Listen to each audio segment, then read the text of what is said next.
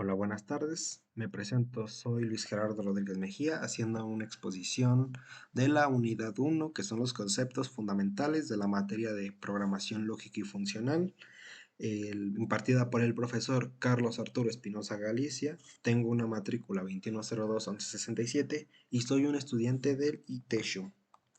El contenido que vamos a ver en la siguiente presentación será los estilos de programación, evaluación de expresiones, definición de funciones, disciplina de tipos y por último los tipos de datos. Vamos a empezar con los estilos de programación y pues los vamos a definir. Un estilo de programación se refiere a las convenciones o prácticas que tienen los programadores a la hora de escribir código en un lenguaje de programación en específico. Estas convenciones pueden abarcar varios aspectos del código, como lo son las nomenclaturas de las variables o de las funciones. Esto se refiere a cómo las van a nombrar, siendo que hay programadores que utilizan nombres muy específicos para que a la hora de mandarlos llamar o tal, pues sepan claramente qué es lo que está haciendo esta función, o hay algunos que utilizan abreviaturas, esto pues para que sea más fácil a la hora de escribir.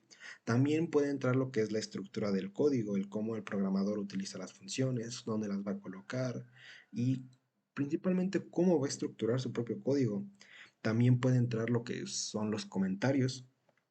Un programador puede decir, pues a mí me gusta programar línea por línea, o hay otros programadores que lo que hacen es programar por bloques, por decir un ciclo for, un ciclo while, pues ellos lo que hacen ya es en un comentario explicar qué es lo que está haciendo ese ciclo for en vez de estar línea por línea.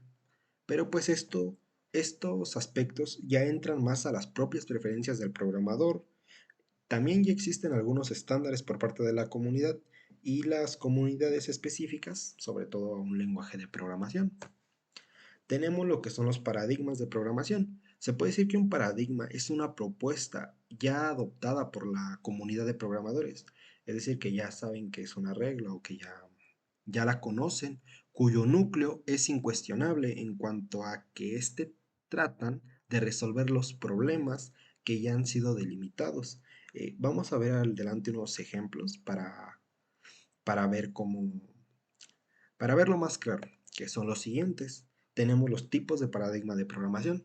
Tenemos primeramente lo que es la programación declarativa, el cual se enfoca en especificar las condiciones y afirmaciones sobre el problema y su solución, sin detallar cómo se va a llegar a esta. Se evita el uso de asignaciones destructivas y se prioriza el uso de variables, lo que facilita la comprensión del código. Algunos ejemplos de este lenguaje puede ser Prolog, que es el que estamos ocupando para las prácticas, Haskell o Erlang. La programación imperativa se refiere a la programación del estado del programa y las sentencias que modifican ese estado. Utiliza variables y estructuras de control para manipular el flujo de ejecución del programa y alcanzar el resultado deseado. Las instrucciones imperativas se centran en cómo se va a realizar esta tarea paso a paso, especificando explícitamente los cambios a realizarse. Algunos ejemplos pueden ser C, C++, Java, Python o JavaScript. Ahora bien, lo que es la programación lógica y funcional son subparadigmas de lo que es el lenguaje declarativo, que es el primero que describí.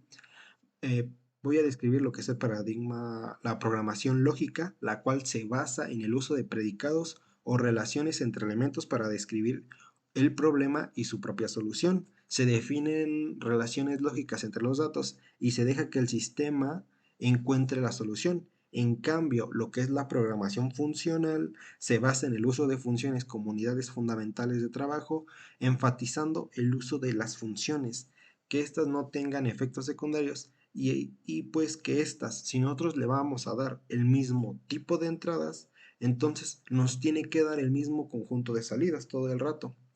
Después pasamos a lo que es la programación estructurada. Esto ya no es un subparadigma, este ya es un paradigma como tal, el cual se enfoca en la claridad y la organización del código, utilizando estructuras de control como secuencias, selección y la iteración para evitar las instrucciones de transferencias incondicionales, facilita la comprensión y sobre todo el mantenimiento del código.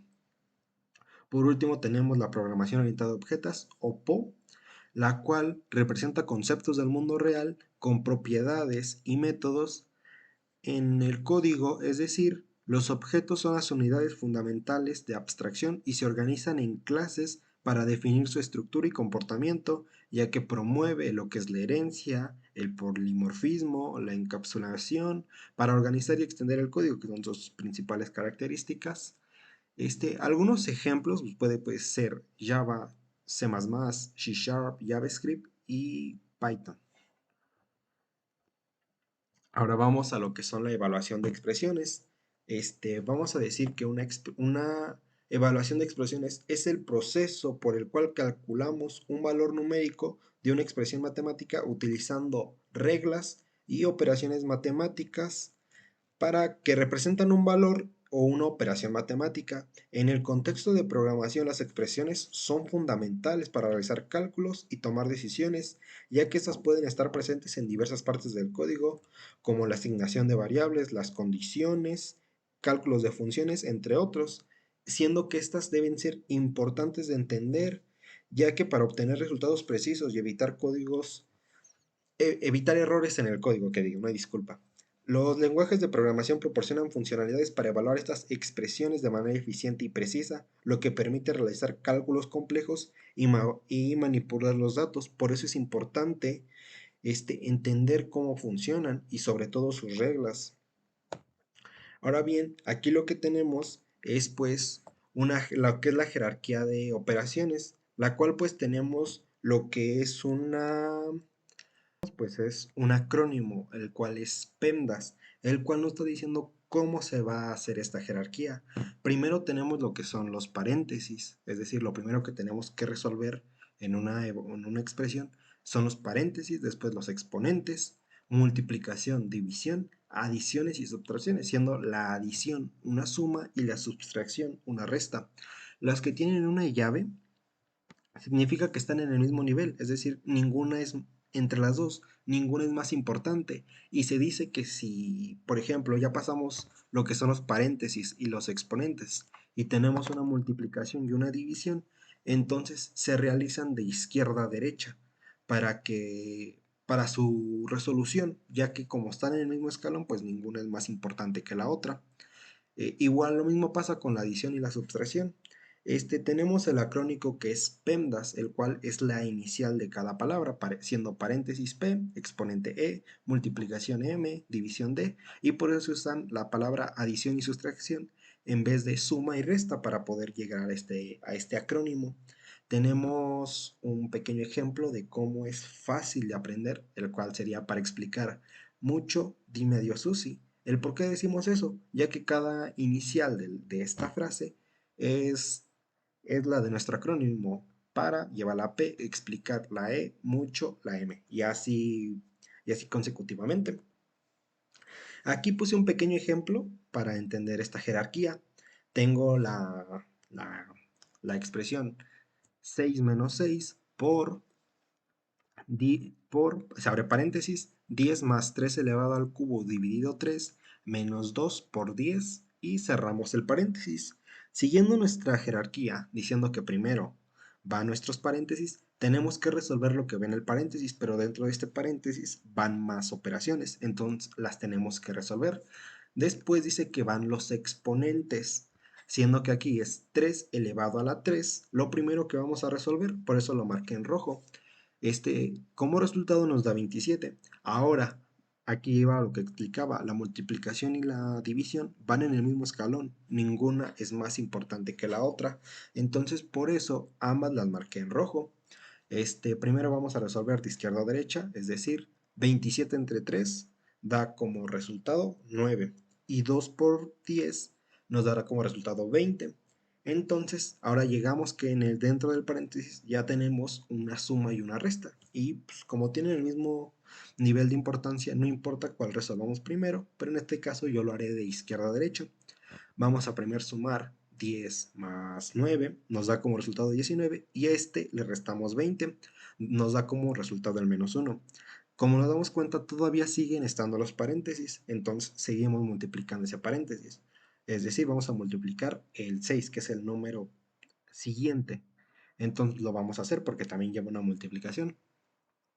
6 por menos 1 nos da como resultado menos 6. El paréntesis sigue estando, todavía no lo quitamos. Entonces, ahora vamos a hacer una multiplicación. ¿Por qué una multiplicación? Porque igual los paréntesis pueden representar una multiplicación cuando están así. En este caso, pues vamos a hacer menos por menos. Nos da como resultado más, ya que es una multiplicación de signos. Y por último, ya solo nos queda hacer la suma. 6 más 6 nos da como resultado 12. Así es como resolvemos esta expresión grandota que está acá. Ya se convierte en un solo resultado. Y es importante conocerlas para pues, programar de buena manera y saber cómo va a funcionar nuestro código. Este también pues se divide en dos tipos de expresiones, las aritméticas, las cuales siempre nos van a estar dando este, valores numéricos y pues puede estar compuesta de suma, resta, multiplicación, división, potencia, raíces, entre otras. Pero también existen las lógicas, las cuales nos van a devolver un true o un false. Aquí tenemos un par de ejemplos. Tenemos operaciones aritméticas. Yo coloqué casi siempre las mismas para que sea más fácil de explicar. Suma, resta, multiplicación, división y potencia, siendo operaciones aritméticas que siempre devuelven un valor numérico. Entonces tenemos 3 más 5 es igual a 8, 8 menos 3 es igual a 5, 8 por 3 es igual a 24, 8 entre 3 es 2.66 periódico, por eso tiene los puntillos. Tenemos lo que es la potencia, 8 elevado al cubo es 512. Y también tenemos las operaciones lógicas, las cuales pues, pueden ser un OR, un NOT, un AND, igualdades, desigualdades, signos. Pues aquí tengo unos ejemplos. Tenemos que de igualdad 5 es igual a 5, pues es verdadero porque pues lo es. En cambio, el 3 no es igual al 5, entonces por eso nos está retornando un false. Tenemos desigualdades, las cuales es que es diferente. En este caso, el 5 no es diferente del 5, pero el 3 sí lo es, por eso el 3 lleva ese true. Después tenemos el mayor que y menor que. El 5 sí es menor que el 3, por eso nos está dando el true. En cambio, el 3 no es mayor que el 5, por eso nos está retornando ese false. Ahora pasamos al tercer tema, que es la definición de funciones. Aquí tenemos un pequeño concepto, el cual dice que las funciones se crearon para evitar tener que repetir constantemente fragmentos de código y poder reutilizar estas funciones. Y se puede considerar que es una variable que encierra código entre sí. Ahorita vamos a ver un ejemplo en el cual pues es más fácil de ver. Una función tiene una entrada, es decir, los parámetros que nosotros le vamos a estar enviando, y también tiene un proceso o también lo que va a ser dentro de esa todos los lenguajes de programación para producir tienen algunos elementos la cual va a ser nuestro valor de retorno. Por eso pues esta pequeña imagen que lo explica pues, de manera muy simple pero pues, muy buena. Una función tiene ciertas características, la cual es que puede permitir lograr un objetivo. Esto significa que una función en programación es una selección de código diseñada para realizar una tarea en específica o alcanzar un objetivo determinado, ya sea que se dividen en partes más pequeñas y manejables para facilitar la comprensión y pues la reutilización del código. Tiene un nombre único identificativo, ya que esta no puede tener un nombre distinto, sino que sirve como algo que la identifique de otras funciones para pues, no confundirnos y pues poder mandarla a llamar. Dice que puede necesitar parámetros para lograr dicho objetivo, ya que estos parámetros son valores que se pasan a la función cuando es llamada y que la función utiliza para poder realizar esta tarea, ya que estos parámetros son los que le dan la información para que ésta pueda hacer los cálculos o pueda tomar las decisiones. Dice que nos retorna un resultado que deberá concordar con el objetivo propuesto. Esto, por ejemplo, si nosotros queremos hacer una función que calcule el área de un círculo, esta función nos tiene que dar de resultado el área calculada. A esto es a lo que se refiere. Y por último dice que puede ser manejado como una sola unidad, ya que las funciones en programación son unidades de código independientes que pueden ser manejadas y utilizadas como una sola identidad. Esto significa que una función que ya ha sido definida puede ser invocada desde desde cualquier parte de nuestro programa. Hacer funciones tiene muchos beneficios, ya que estos, al estar estructurados, de forma más pequeña, simple y separada, son más claros, evita la repetición de código innecesaria, que por ejemplo tenemos que hacer todo el rato multiplicaciones. Podemos crear una función que haga la multiplicación por nosotros. Bueno, de estarla poniendo cada rato en el código, mejor mandar llamar esa función y mandarle los valores. Y así que si por ejemplo queremos cambiar algo, ya como tal no tenemos que ir parte por parte yendo a buscar cada rato, hacemos una multiplicación, pues ya tenemos una función y si necesitamos modificar o hacerle mantenimiento a esa función, pues ya vamos directo a esa parte del código y ya la hacemos directamente ahí y se aplican los cambios para las demás, a que estarlo haciendo una por una o todo el rato que la llamamos. También se dice que estas se empacan y aísla del resto del programa en una serie de variables e instrucciones de código que realiza una tarea en específica, ya que estas se ponen en un lugar aparte para hacerlas más fáciles de ver o de identificar. Y por eso se dice que se toman como una serie de variables. Y pues como se dice, realizan una tarea en específico. Por eso es que se llaman y por eso es que tienen que tener un nombre identificativo. Vamos a pasar con un pequeño ejemplo que tengo aquí en el lenguaje Java. Ahí tengo un error. El cual pues hace multiplicaciones. Lo primero que hice, pues una pequeña definición del código, fue definir dos variables, crear un pequeño escáner para que lean mis variables, bueno, los datos de entrada que yo le voy a dar. Tenemos un print, bueno, tenemos dos, uno para el primer valor y uno el segundo, para guardar nuestras variables. Y aquí es donde está lo importante, en esta parte. Aquí es donde yo mando a llamar mi función, la cual tiene de nombre multiplicación, y voy a enviarle dos variables A y B, que son las que estoy almacenando en estas dos partes del código. Aquí está la función. De nombre tiene multiplicación, así es como se estructura en Java. Este, va a recibir dos parámetros, aquí se definen, int A e int B. Entonces aquí dentro vamos a crear una nueva variable que se llame int C, la cual va a guardar el resultado de las operaciones y por último nos va a retornar un valor. Estas siempre tienen que retornar algo, por eso llevan ese return, ya que si por ejemplo no ponemos este return, nos va a mandar un error, ya que no lo tiene, ya no está retornando nada. Lo voy a proceder a ejecutar. Por ejemplo, 5 por 5. El resultado de la multiplicación es 25, como se da cuenta, ya nos da el resultado. Y si ocupamos muchas multiplicaciones, pues puede ser efectivo usarla.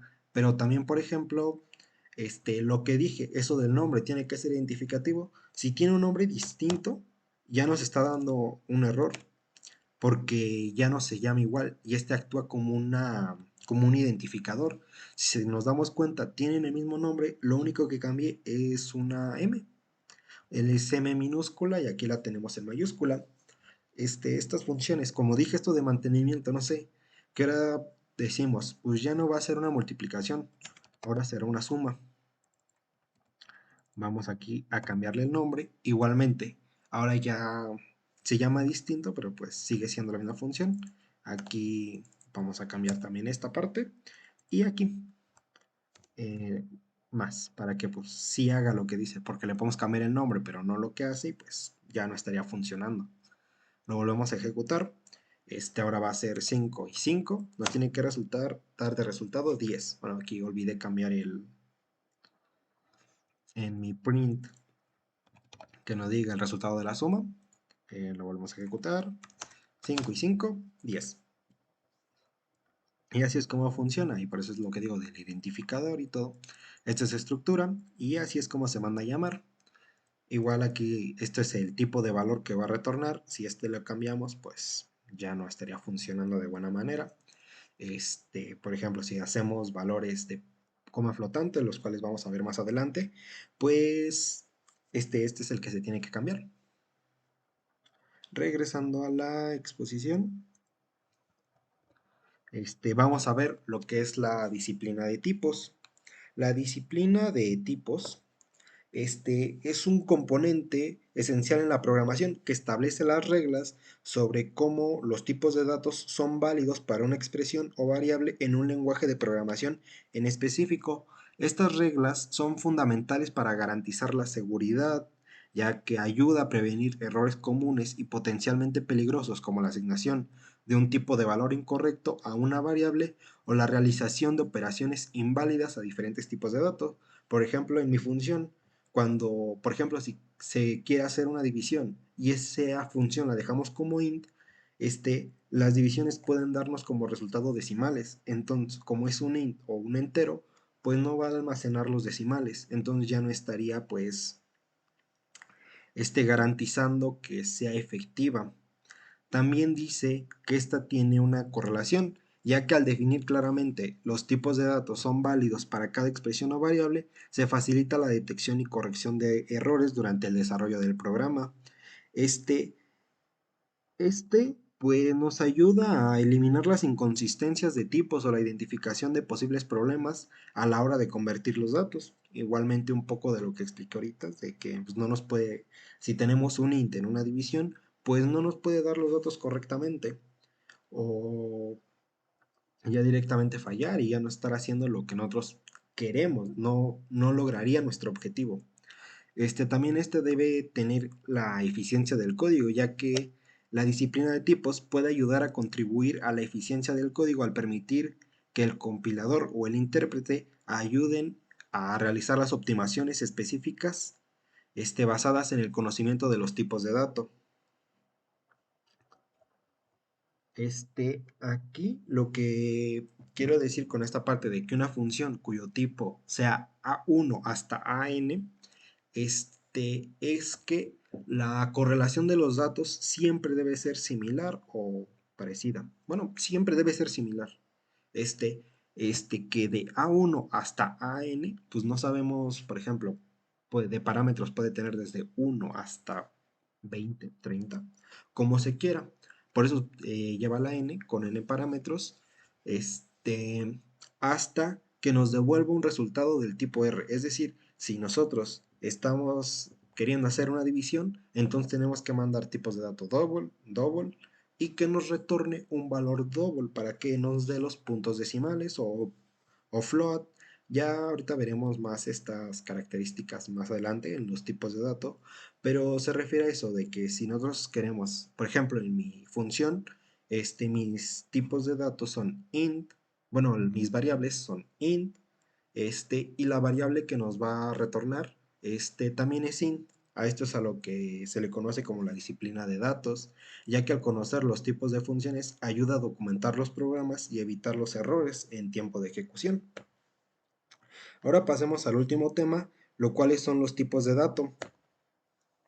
En los lenguajes de programación, un tipo de dato es esencialmente una categoría o clase de datos que determina cómo se almacenan, manipulan y procesan los valores de un programa. Cada tipo de dato define un conjunto específico de valores que puede tomar esas variables de ese tipo, así como las operaciones que se puede realizar.